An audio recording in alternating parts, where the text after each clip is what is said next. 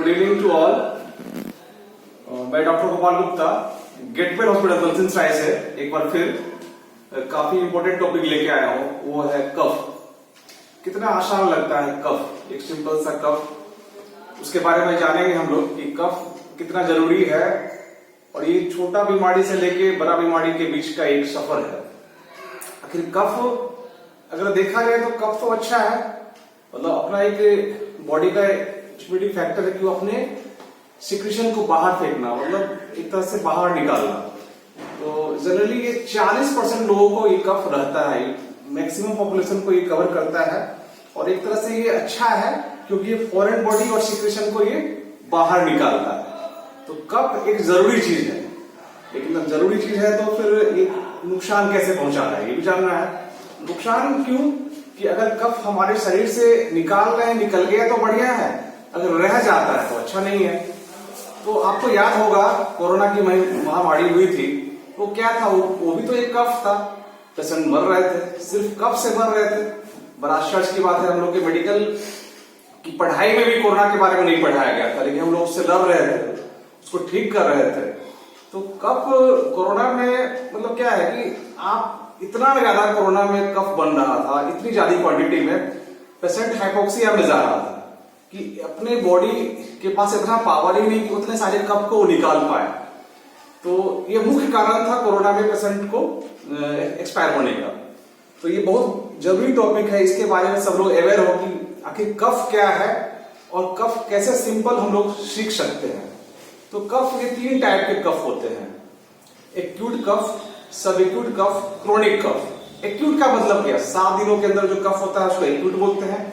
सब एक्यूट का मतलब 8 वीक तक के जो कफ होते हैं उसको सब एक्यूट कफ बोलते हैं।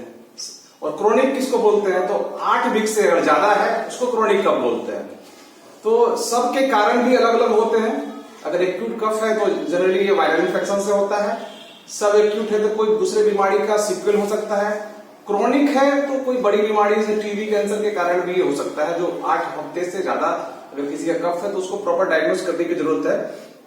जनरली देखा गया है कि कफ जो है सबसे अंडर एस्टिमेट बीमारी है। क्यों, तो लोग कफ होता है, कफ सिरप पीते हैं, मोस्टली ठीक हो जाते हैं, लोग को लगता है कफ कितना आसान है।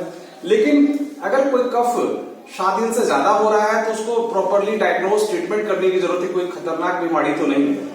तो जनरली तो ये तो अच्छा है, लेकिन ये अवेयर होने की, मतलब हम लोग को तो जागरूक होने की जरूरत है, अवेयर होने की जरूरत है कि ये आखिर क्या कारण है, क्यों हो रहा है, ठीक हो रहा है तो ठीक है, नहीं ठीक हो रहा है तो इसको अच्छे से इलाज करने की जरूरत है। तो एक चीज देखा गया है कि कफ का भी एक सिक्वेल है, जैसे कि कफ अगर हेडेक के साथ हो रहा है तो साइनोसाइटिस हो सकता है। कफ अगर सांस फूलने के साथ हो रहा है तो समझिए अस्थमा हो सकता है।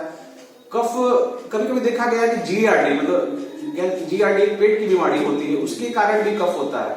एक बड़ा इंटरेस्टिंग चीज है कि हम लोग बीपी की भी दवाई खाते हैं तो उससे भी कफ हो सकता है, ये लोगों को पता नहीं होगा।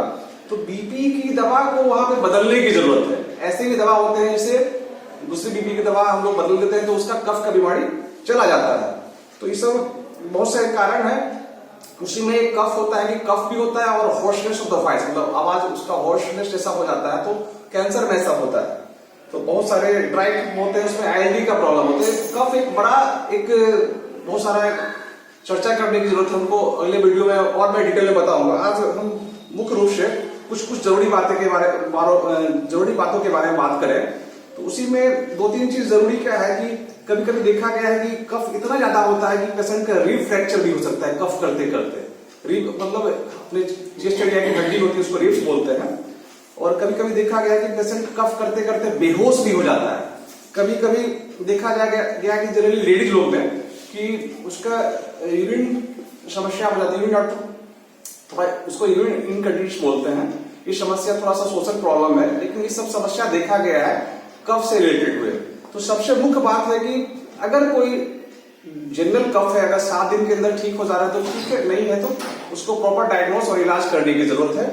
जनरली मैं आज चर्चा करूंगा कि सेल्फ एक सिंपल तरीके से हम लोग प्रिकॉशन करके, ठंडा और मीठा चीज को अवॉइड करके, सुसुम पानी पी करके, गर्म पानी में गला साफ करके, काढ़ा पी करके जनरली कंट्रोल करें। एक एक्सपेक्टोरेंट वगैरह यूज हम लोग कर सकते हैं एक सिंपल तरीके से। अगर 7 दिनों के अंदर अगर आपका कफ ठीक नहीं हो रहा है तो उसको प्रॉपर इलाज करने की जरूरत है और जल्द से जल्द डॉक्टर से मिलने की जरूरत है। इसी के साथ मैं डॉक्टर गोपाल गुप्ता, गेट पर हॉस्पिटल से इस वीडियो की समाप्ति कर रहा हूं और मैं बहुत जल्दी कफ के बारे में और डिटेल बताऊंगा, क्योंकि ये बहुत बड़ा परिचर्चा है, इसमें बहुत सारी जानकारी और मैं दूंगा और इस संबंधित भी कुछ आपके सारे बहुत सारे क्वेश्चंस होंगे तो जरूर आप पूछ सकते हैं, मैं उसका निश्चित रूप से रिप्लाई देने की कोशिश करूंगा। बहुत बहुत धन्यवाद, thank you so much, thank you.